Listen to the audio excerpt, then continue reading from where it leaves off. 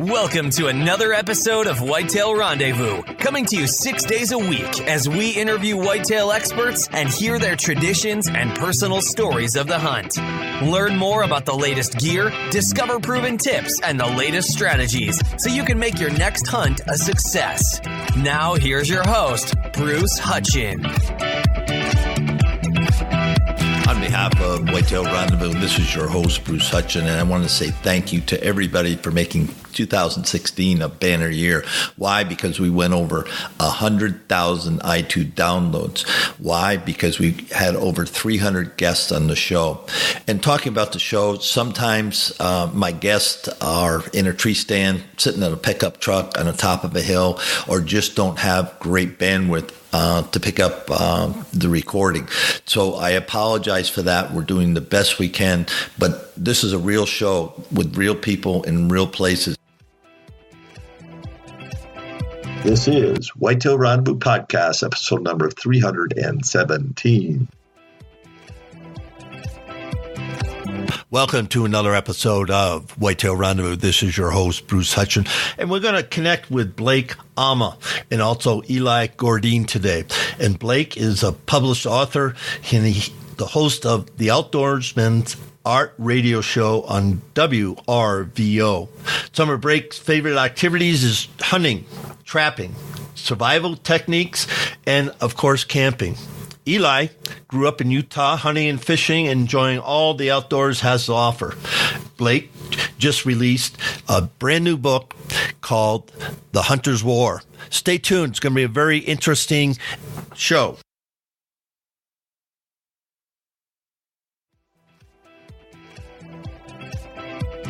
Hey, listeners, don't forget to text 33444 Food Plot for your free Food Plot ebook.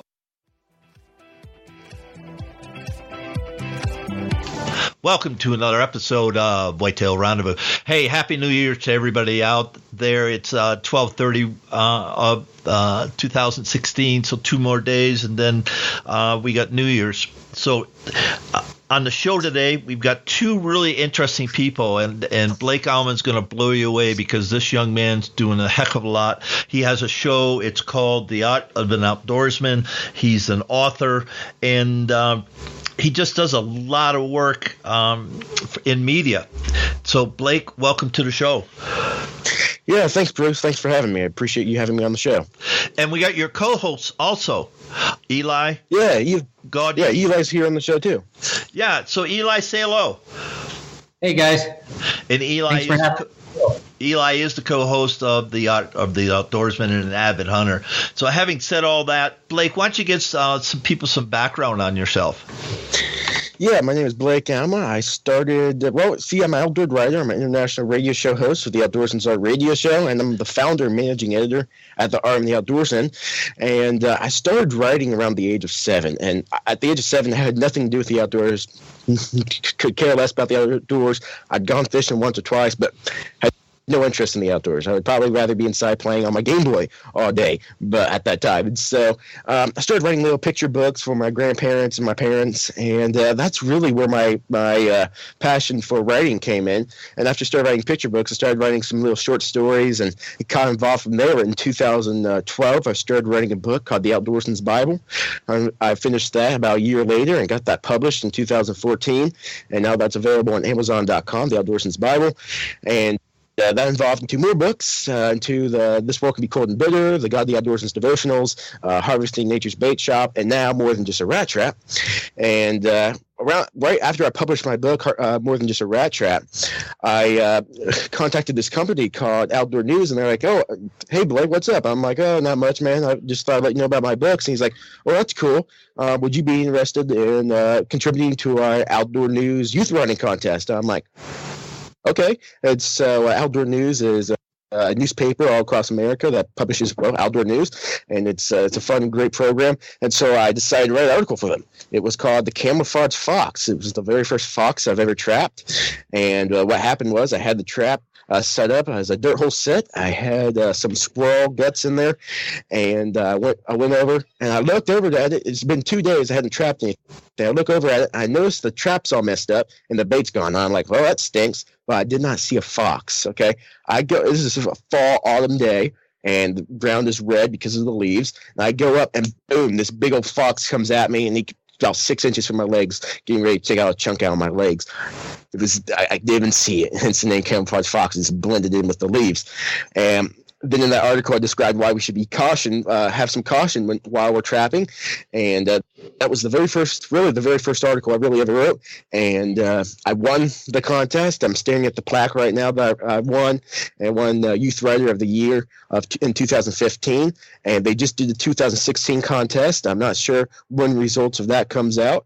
And that's when my outdoor writing origin began. I started writing for Survival Life in March. I stopped writing from July, and I started doing more freelance work. And then in May, I started my own radio show on WRVO Radio. It's called the Outdoorsman Art Radio Show, and I started that, and that was what really got me out there, and that's really where my foundation began. And now I'm writing a new book called The Hunters War, Vegans versus Hunters. Eli Ford, the book, and that book is ultimately about why are vegans wrong and why are we hunters right? And I wrote the book so that hunters might understand why veganism is so wrong and why is it becoming such a growing thing in the nation, and why should hunters stick up for it, and why should we teach our children to say, hey, veganism's wrong and this is why you can be a hunter. Because if you look at my generation, I'm only 16. If you look at my generation, hunters are ceasing.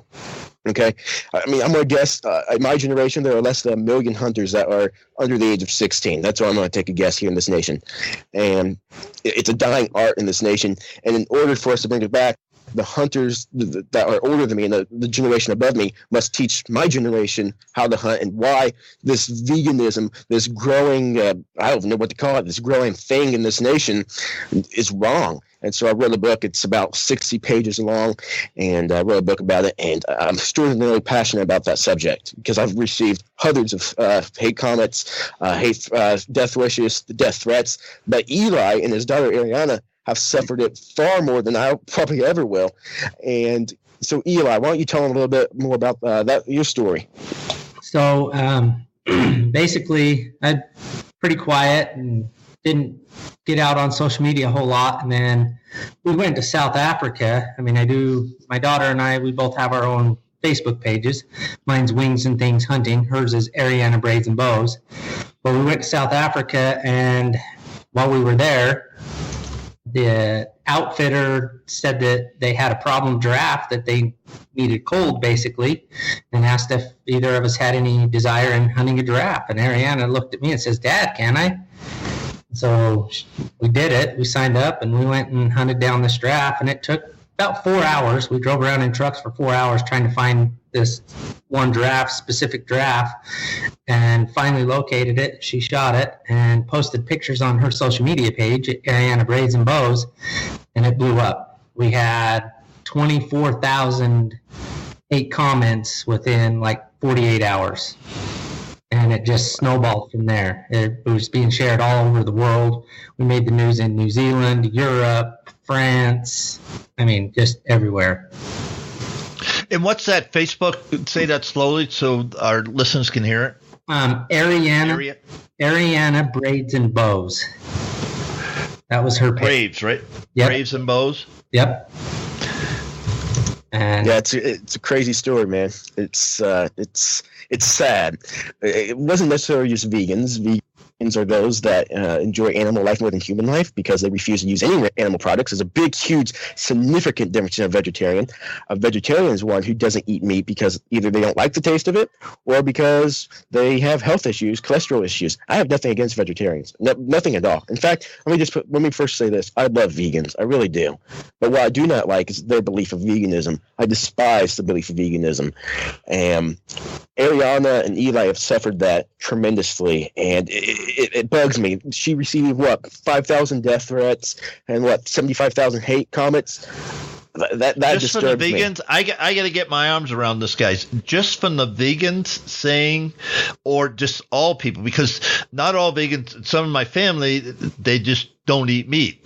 I get that. That's fine. But they know I kill stuff. They know I hunt. They know, I go fishing. I'm a hunter-gatherer. I'm a better hunter than a gatherer, and I don't farm so much, but I go out and do that. And we have never got into a bad conversation. And it's more than likely because of the fact that they are vegetarians rather than vegans. Even some vegetarians would call themselves a vegan. Okay, so a vegan is one who refuses to use any whatsoever non-animal products. Okay, that would include meat, eggs, fur, anything, just whatever you classify that. And sometimes, generally, they don't drink milk, but sometimes they classify that as animal waste. So sometimes they'll drink milk, and we'll talk about that later. But vegans refuse to use any animal products only because they think animal life has a greater meaning than what God gave them. And the purpose of animal life is to serve the man. And the purpose of the man is to serve the Creator. And that's why God created animals, for our own benefit of human life. And then you have a vegetarian. A vegetarian generally doesn't eat meat because they don't like the taste of it, and that's okay. Or they have it because of health issues, or they believe that it could cause cancer or something. They have some superstition that it will cause physical harm to their body. And I have nothing against that. And generally, vegetarians have nothing against me because they don't believe that animal life is greater than human life. They just do it for their own personal health reasons. Vegans, on the other hand, believe that animal life is significantly more greater than what we hunters think it is. And there is no greater purpose than the animal to serve the man. And so there's a significant difference in vegans and vegetarians. And sometimes a vegetarian will call themselves a vegan, unbeknownst to the fact that they're very, very different. You can just go Google the term. Huge significant difference. And so it's not called vegetarianism. It's called veganism for a reason. Veganism is putting animal life over human life and refusing to use any animal products. Now, listeners, I know you're all across North America wondering, why is this on Whitetail Rendezvous? Because I have friends, and Kirsty Pike, CEO of Proas, and she has a blog about the atrocious, ugly, put any adjective that some of her posse, the Proas posse, has gotten just because, just like Ariana, they've gone out and they've harvested things. They've put things on the ground. They've killed things for consumption, for their trophy room, and for their own personal enjoyment. People like hunting. And so I thought it was important that we had Blake on and Eli on to kind of give us some understanding, because this battle is going to get larger and larger, because there's people out there that hold sacred that whitetail deer. They're above humans, as I understand it. And I just stand on one thing. God created man and created animals. Animals are created, and we're to be stewards of them. That's why we're supposed to manage them. They're supposed to give us food and shelter and tools and all those things. You just have to go back to the Native Americans. You have to go back to the land bridge that the Inuits came across. Those people survived because of caribou. They survived because of their hunting and gathering skill sets. That's how they survived. Before all this happened, we're talking thousands of years ago. Exactly. That happened. Here's what the Bible says Eli, about animals. Spin up on that. Go ahead. Spin up on that, Blake. Or Eli. Real quick, here. Go ahead, if we don't start speaking out and being heard and bringing back the heritages from our ancestors, it's going to go away. It's going to be a dying thing. And so, we need to be heard just like the vegans and animal rights activists are being heard today. We need to be heard as avid outdoorsmen that, hey, this is the way it was. And if it wasn't for us being stewards over the animals, we wouldn't have or be where we're at today. Mm-hmm. Yeah, we wouldn't exist. No, we wouldn't. Exactly. Here's what the Bible says in Genesis 1:16, okay? This is moments after God has created the world, okay? After he created everything in the world in 6 days. It says this, and God said, let us make man in our own image and after our likeness, and let them have dominion, keyword dominion, over the fish of the sea and over the fowl of the air and over the cattle and over all the earth and over every creeping thing that creepeth upon this earth. So God created man in his own image. In the image of God, he created man and female, he created them. And here's what the Merriam-Webster dictionary says. What is the definition of dominion? I want to focus on that word right there, dominion. It means supreme authority, absolute ownership. That's what dominion means. God says, hey, animals are yours for the keeping. I'm going to give them to you. You take care of animals. You do what you want to do. You have complete dominion over them. But if you look at the context of Genesis 1, nowhere does it say that you can eat me. Here's what it says.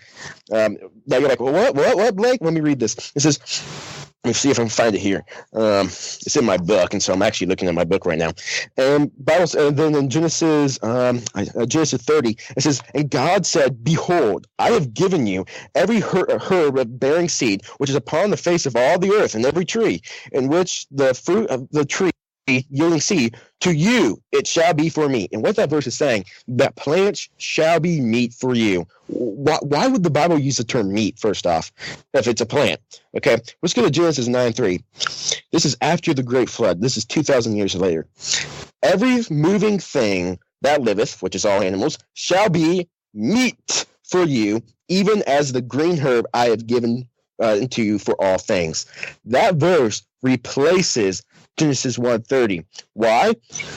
Before the great flood, there was no rain, there were no mountains, the earth was completely flat, there was just one big old island. The earth was much easier to inhabit.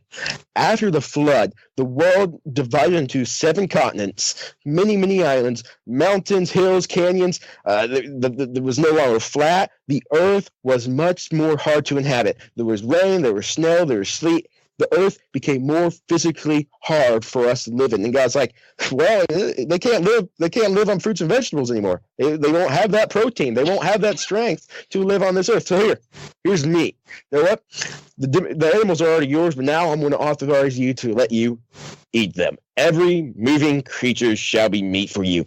What does meat mean? It doesn't mean just nutrients. It means significant help. That's what it means, significant help. And so that doesn't just refer, hey, that means me building muscle, like I have physical help to pick up this water bottle next to me. No, it's not referring to just that. Meat means for our own benefit, livestock, working animals like cows and horses, whatever that case may be, animals are to serve the man. And so we have pets and zoo animals. Pets are to bring us company. They're not for our eating. We don't eat pets. That's dumb. I'm not going to shoot a pet. And I'll have Eli here tell a story about Piers Morning on Good Morning Britain. But I'm not going to eat a pet. That's dumb. I'm going to use a pet for their purpose, to keep mankind company and to enjoy, for our enjoyment. Just like a zoo animal. It's to bring us money, to bring people in as a tourist attraction, to bring us money. That's the point of zoo and pet animals. Everything, God gave every animal a purpose. And somebody there was like, well, Blake, what's the point of a worm? I was like, well, think about this. First off, I can use a worm as fishing bait, so that's a perk right there. But more importantly, God created worms to fertilize the ground. Their slime and mucus fertilizes the ground. And then I was like, and God created the bird to manage the population of worms. It's just a circle of life. It's just a giant circle. To everything, God gave animals a reason. And so now if you go and talk about the animal, the gorilla that was killed here in the Cincinnati Zoo, I live in Cincinnati, that became a huge havoc all around the world. I think it was foolishness. The little boy fell into the cage. If I saw a little boy fall in the cage and there's a gorilla in there, you know what I'm going to do? I'm going to take out that gorilla. I care about the human more than I'll ever care about gorilla. I'd kill every gorilla on this planet in order to save one human. I love humans. I could care less about a gorilla. Now, I enjoy gorillas. I think they're cool zoo animals. What's the point of the gorilla? To bring us joy, to bring us enjoyment, and put them in zoos for our own benefit, to make money from it. But the moment that we put a gorilla over human life, that is hate, that is murder. The Bible says, if thou sayest Raka to thy brother, I hate you, to be translated, that's what Raka means. You have committed murder within your heart already. That's in Matthew 5. I talked about that in my book. And vegans have such a hate toward us hunters that it's murder. They gave Ariana thousands of death threats. That's murder. And so that's one of the many reasons why veganism is such a big deal in this nation. It's hate toward hunters. That's what veganism is. And so now, Eli, would you feel comfortable about telling your story with Piers Morgan on Good Morning Britain? Yeah, no problem. So we got asked to do an interview with Good Morning Britain, and we had no idea who Pierce Morgan was. And they came to us, asked us to do an interview. We said, yeah, we'd do the interview. As we sat down with the interview, it was announced that we'd be interviewing with Pierce Morgan. And I looked at the cameraman, and I'm like, who's Pierce Morgan?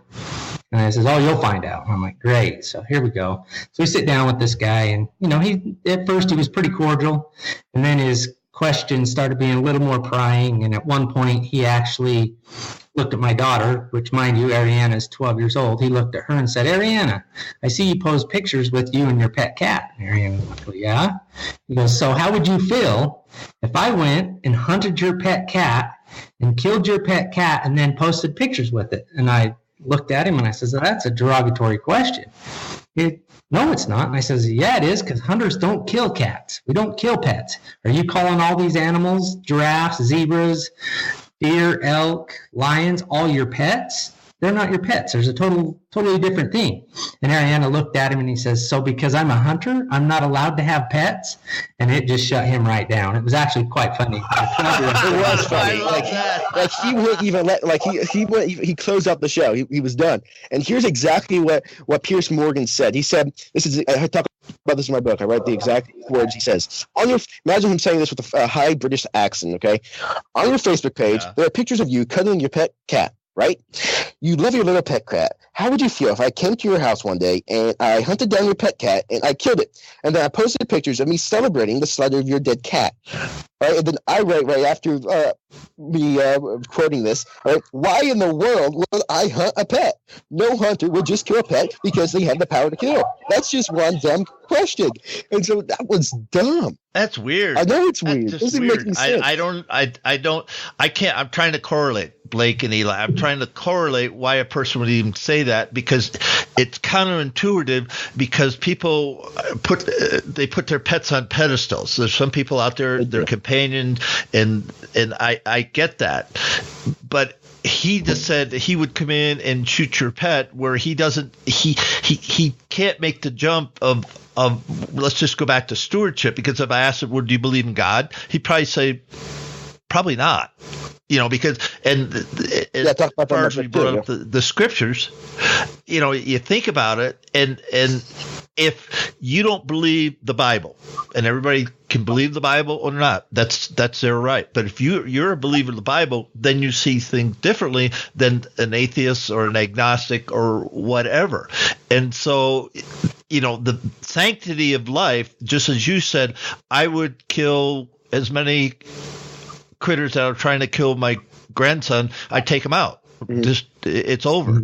A person does the same thing. I'll just say it. I would give my life to save my grandson against anybody or anything. Period. Against anything. Absolutely. I agree totally. I'll tell you a quick story about cats real quick. There's this girl, oddly enough, her name is Morgan, and she goes to our church. Okay, and our church is a pretty small church, and she gives me she's anti-hunter at heart. She wants to be a vet. That's fine. She eats meat, oddly enough, but she's totally anti-me, okay? Every time I walk by her, she's like, oh, it's you. Oh, despicable, blah, blah, blah, blah, blah. And she thinks I kill just because I think it's fun. I really don't. I really don't like getting blood over my hands. I don't find joy in that. I don't find joy in that. I get no pleasure in that. But one time I trapped these cats, 3 kittens and 1 mama cat in a life cage trap.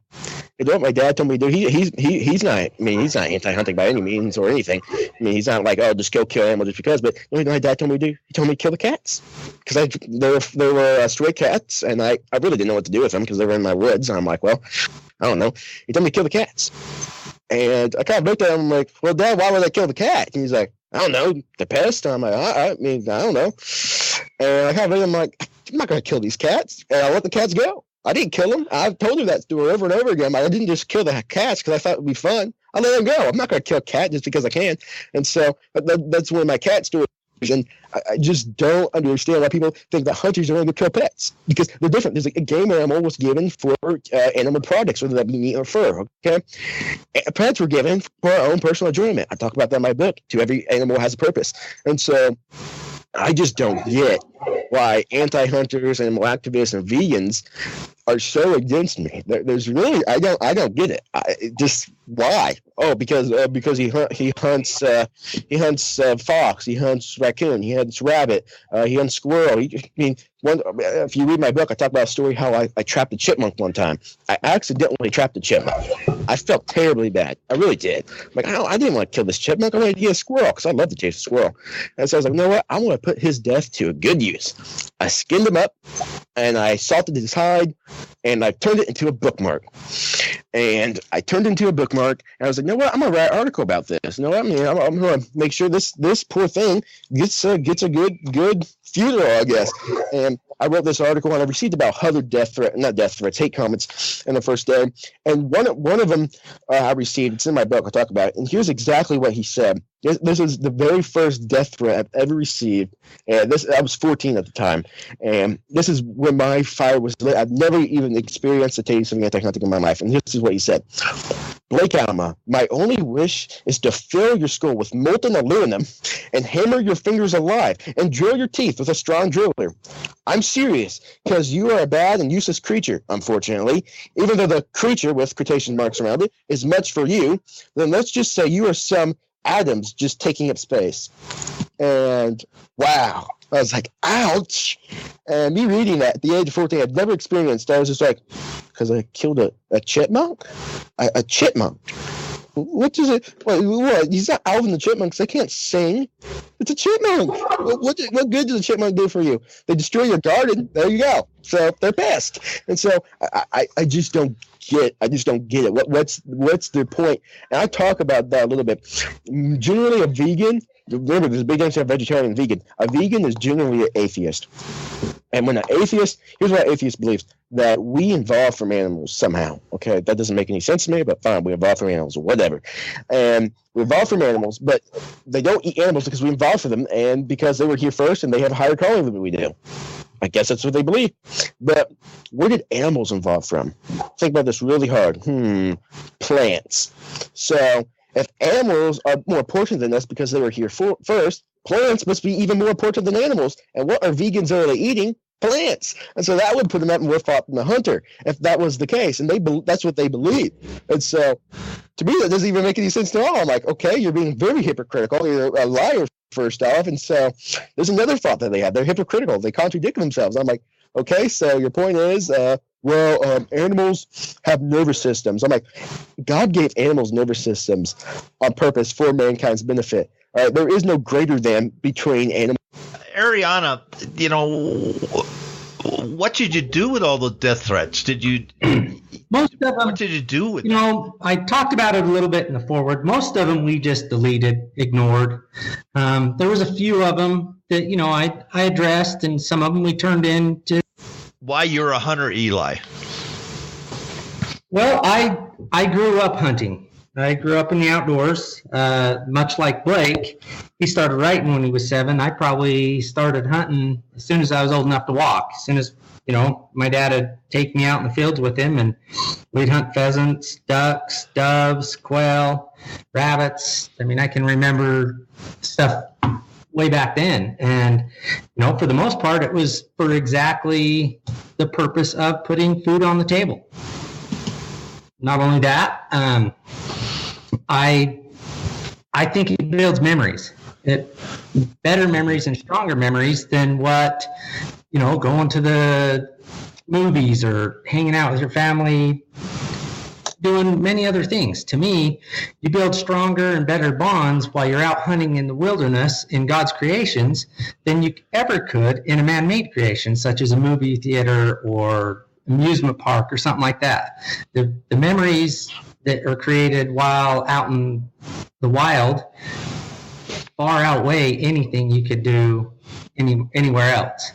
And so, I started as a young boy, and I enjoyed it, took off with it as I got older. And then when I had kids of my own, I introduced them to them. I mean, my youngest boy, my oldest boy, I think he was 6 months old when I took him on his first deer hunt. And I vividly remember it. He was sitting in the car seat on top of the car when my current wife then shot her deer, and I picked picked up the car seat and we walked down to the deer with him in the car seat and then all took pictures together. But see, it's memories like that he may not remember them, but I do, and we have pictures to verify it and all that stuff, and we can relive it over and over and over. But yet there's thousands, millions of people that think that's gross.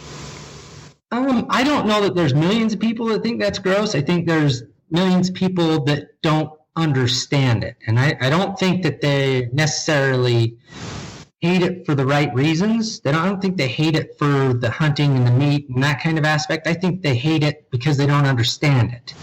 I would say most people here in the 21st century are on the fence about the situation. They're kind of like, I don't understand hunting. It's a little cruel, I think. And then on the other side, like, oh man, I do understand hunting. Oh, it's for food. It's for food. It's for human life to be human ease of life. And they're on the fence about it. My generation is, but they're slowly moving over to the vegan side of things. And if we don't explain to them why is hunting so important and why veganism is so wrong, it will put them on the vegan side of things, and the hunting industry will die. And vegans will illegalize the act of hunting. Why? Because if there's no hunters, who would fight? And then the government isn't making any money from it, from DNR money or taxes from Bass Pro Shop, because they have no sales anymore. Well, what would be the point of government supporting hunters? They'd move over and support vegans, because that's where the money's at. And so if we hunters just sit back and say, well, it's not a big deal. Who cares? Nah, my kids can be vegans. I mean, whatever. That kid down there that's walking down the street can be a vegan one day. I don't care. I'm just going to enjoy my own hunting skills. I'm just going to chill and not tell anybody about that skills of the outdoors.